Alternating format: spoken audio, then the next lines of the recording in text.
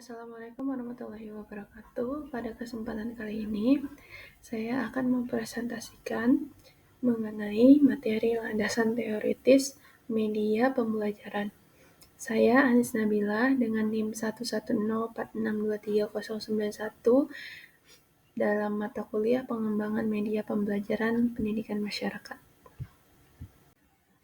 Yang pertama ada pengantar teori media pembelajaran. Konsep kunci dalam teori media pembelajaran yang pertama, prinsip komunikasi. Prinsip-prinsip komunikasi memainkan peran penting dalam teori media pembelajaran, memandu desain, penyampaian, dan efektivitas materi pendidikan. Kemudian konsep yang kedua yaitu teori beban kognitif. Teori beban kognitif mengatasi keterbatasan memori kerja dan mendukung pengelolaan beban kognitif selama tugas belajar. Selanjutnya, konsep kunci yang ketiga yaitu lingkungan pembelajaran konstruktivis, yaitu menekankan konstruksi pengetahuan aktif peserta didik melalui interaksi dan kolaborasi. Kemudian konsep kunci yang terakhir yaitu kriteria pemilihan media.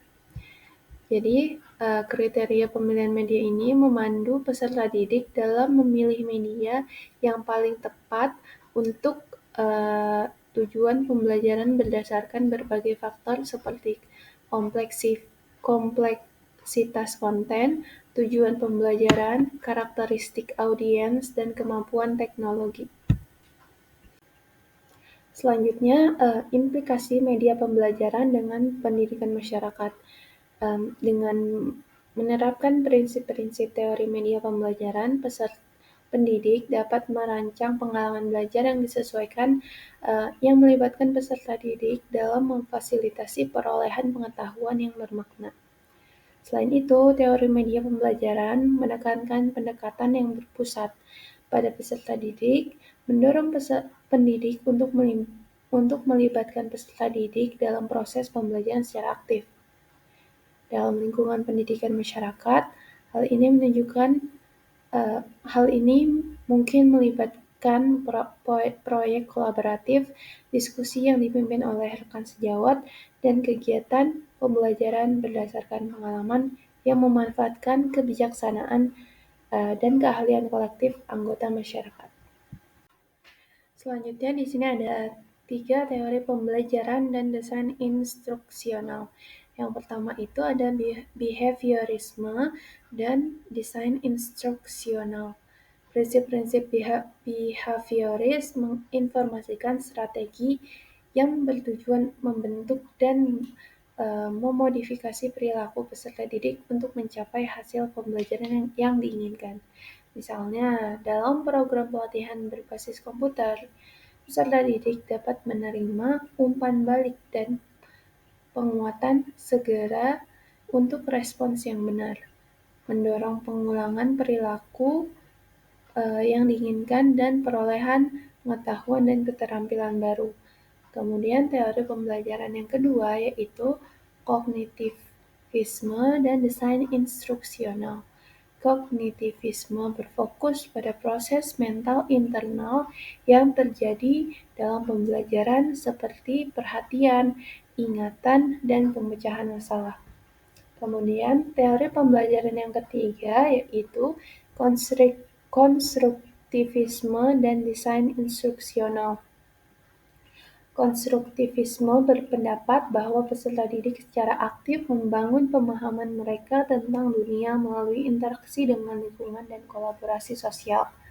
Misalnya di kelas sastra, pelajar dapat berpartisipasi dalam klub buku, terlibat dalam seminar Socrates, dan berkolaborasi dalam proyek penulisan kreatif, menumbuhkan rasa kebersamaan dan konstruksi pengetahuan kolektif melalui dialog dan kolaborasi bersama. Selanjutnya ada prinsip teori pembelajaran orang dewasa dan implikasinya terhadap desain media pembelajaran. Yang pertama yaitu ada pembelajaran mandiri. Landasan teori pembelajaran orang dewasa menekankan otonomi dan tanggung jawab pembelajar terhadap proses belajar mereka sendiri. dalam pendidikan masyarakat, di mana pelajar seringkali berasal dari latar belakang yang berbeda-beda dan memiliki tujuan pembelajaran yang beragam. Pemahaman dan penerapan pembelajaran mandiri sangat penting untuk desain pembelajaran yang efektif. Selanjutnya yaitu relevansi dan penerapan praktis. Dalam pendidikan masyarakat, peserta didik sering mencari keterampilan dan pengetahuan praktis yang langsung ditetapkan dalam kehidupan sehari-hari. Merancang media pembelajaran yang relevan dan praktis adalah hal yang terpenting. Selanjutnya yang ketiga, ada keterlibatan aktif dan pembelajaran berdasarkan pengalaman. Keterlibatan aktif dan pembelajaran berdasarkan pengalaman merupakan prinsip dasar dalam pendidikan masyarakat, di mana pelajar seringkali mencari pengalaman langsung dan keterampilan praktis yang langsung dapat diterapkan dalam kehidupan mereka. Yang terakhir yaitu pembelajaran kolaboratif dan interaksi teman sebaya. Pembelajar dewasa seringkali mendapat manfaat dari pengalaman belajar kolaboratif yang memungkinkan mereka berbagi pengetahuan, bertukar ide, pengalaman, dan belajar teman sebayanya. Media pembelajaran harus memfasilitasi peluang pembelajaran kolaboratif dan interaksi teman sebaya, menumbuhkan rasa kebersamaan dan pembelajaran yang kolektif. Selanjutnya ada teori belajar multimedia. Teori ini menyatakan bahwa menggabungkan elemen visual dan pendengaran dalam materi pembelajaran dapat memfasilitasi pemahaman dan penyimpanan informasi yang lebih dalam. Selanjutnya yang ketiga yaitu prinsip multimedia. Yang prinsip ini menekankan prinsip multimedia pembelajaran, diantaranya ada dengan hanya menyajikan pengkodean ganda. Yang terakhir, menurut prinsip ini manusia menegaskan bahwa informasi visual dan saluran visual dan pendengaran secara bersamaan untuk memfasilitasi integrasi informasi. Kedua, prinsip modalitas. Prinsip ini menunjukkan bahwa menyajikan informasi melalui saluran visual dan pendengaran lebih efektif daripada menyajikan melalui saluran saja. Yang terakhir, prinsip lanjut kita masuk pada teori belajar multimedia yang dibahas yaitu penerapan teori pembelajaran multimedia. Contoh-contohnya apa aja? Yang pertama ada model e-learning. Kursus online seringkali menggabungkan elemen multimedia seperti video, animasi, dan simulasi interaktif untuk melibatkan pelajar dan menyampaikan konsep kompleks secara efektif. Lalu, contoh yang kedua yaitu video pendidikan. Platform seperti Khan Academy dan TED memanfaatkan multimedia untuk menyampaikan konten pendidikan dalam format yang menarik dan mudah diakses. Kemudian contoh yang terakhir yaitu aplikasi pembelajaran interaktif. Aplikasi pendidikan seperti Duolingo dan Quizlet memanfaatkan elemen multimedia untuk menciptakan pengalaman belajar yang interaktif dan efektif. Selanjutnya komunitas praktek dan media instruksional. Yang pertama yaitu komunitas pembelajaran online. Platform seperti Coursera dan U Academy menjadi tuan rumah bagi komunitas pembelajaran online tempat belajar dapat terlibat dalam diskusi, berkolaborasi dalam proyek, dan berbagai sumber daya yang terkait dengan bidang minat mereka. Kemudian yang kedua, webinar dan lokakarya pendidikan. Organisasi pendidikan dan kelompok masyarakat sering mengadakan webinar dan lokakarya tentang topik-topik yang relevan bagi anggotanya, sehingga memberikan kesempatan bagi anggota COP untuk belajar dari para ahli dan rekan bidangnya.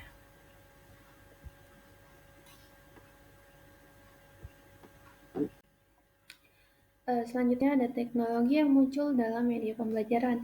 Yang pertama, contohnya ada realitas virtual dan augmented atau VR atau AR, menawarkan pengalaman pembelajaran yang mendalam dan interaktif. Perkembangan di masa depan mungkin mencangkup kemajuan dalam kemampuan perangkat keras, alat pembuatan konten yang ditingkatkan, dan aksesibilitas yang lebih luas. Contoh yang kedua yaitu kecerdasan buatan atau AI. AI ini menawarkan pengalaman belajar yang dipersonalisasi, mekanisme umpan balik adaptif, dan sistem bimbingan belajar yang cerdas. Kemudian yang ketiga yaitu internet segala. Perangkat IoT dalam media pembelajaran dapat memungkinkan integrasi lingkungan pembelajaran fisik dan digital yang lancar, menawarkan peluang pengumpulan data secara real-time, umpan balik yang dipersonalisasi, dan pengalaman pembelajaran langsung. Kemudian ada penerapan praktis dalam pendidikan masyarakat. Contohnya model kelas terbalik. Model kelas terbalik berdasarkan prinsip konstruktivis dan pembelajaran aktif membalikan komponen ceramah dan pekerjaan rumah tradisional dalam suatu pelajaran. Pelajar terlibat dengan konten pengajaran di luar kelas melalui video bacaan atau model online sehingga meluangkan waktu kelas untuk aktivitas interaktif, diskusi, dan latihan penerapan yang difasilitasi oleh instruktur. Baik, sekian pemaparan materi yang dapat saya sampaikan. Kurang lebihnya mohon maaf. Wassalamualaikum warahmatullahi wabarakatuh.